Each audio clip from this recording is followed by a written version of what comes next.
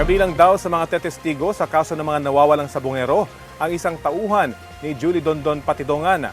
Ang naturang tauhan ang sinasabing nahulikam na nag-withdraw ng pera gamit ang ATM card ng isa sa mga nawala sa sabungan sa Laguna noong 2022. Balitang hatid ni Emil Sumangil, exclusive. January 14, 2022 nang magkakasabay na nawala matapos magsabong sa Santa Cruz, Laguna ang magkakaibigang sina Ferdinand Dizon, Manny Magbanwa, Mark Fernandine at Melbert John Santos. Kabilang sila sa 34 na nawawalang mga sabungero. Higit 2 oras ang lumipas matapos na iulat silang nawawala. Nakuhanan ng CCTV ng isang bangko sa Lipas City, Batangas ang lalaking ito na nagwi-withdraw sa isang automated teller machine. Sa investigasyon ng PNP, ATM card daw nang nawawalang si Melbert John Santos ang gamit ng lalaki. Ayon sa dokumentong nakuha ng pulisya sa bangko, nakapag-withdraw ng kulang 30,000 pesos sa 4 na transaksyon ng lalaki mula sa account ni Santos. Kung ma-identify po natin itong nag-withdraw sa ATM, siya po ang magbibigay liwanag dito sa investigasyon na to kung bakit po napunta sa kanya yung ATM ng isang biktima.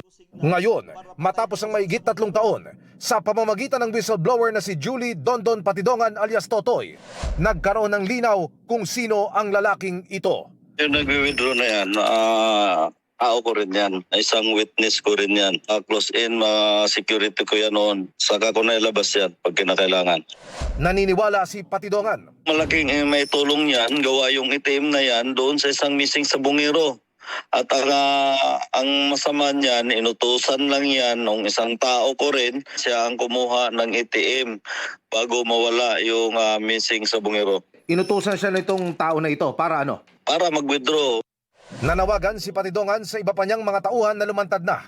Kabilang sa kanila, ang 2 lalaking nakuhanan ng video na bumibitbit sa isa pang nawawalang sabungero na si Michael Bautista sa isang sabungan sa Santa Cruz, Laguna. Yung sila at saka si mga tao ko lang din yan. Ang masama lang, nakuhaan sila ng video at todo tanggi at ginamit pa sila ni Mr. Atong Ang na mag-witness against sa akin dahil ako ang tinuturo nilang mastermind.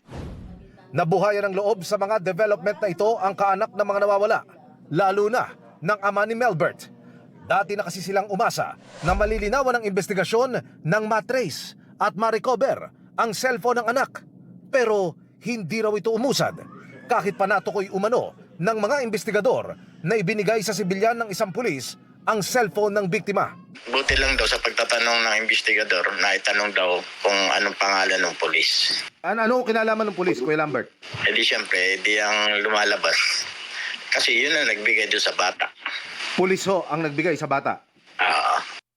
Kasama sa iimbestigahan ng NAPOLCOM kung sino sa mga pulis na kinasuhan ni Patidongan ang gumawa nito. Sana lang talagang magtuloy-tuloy at talagang may magiging linaw ito sa mga nangyayari ngayon.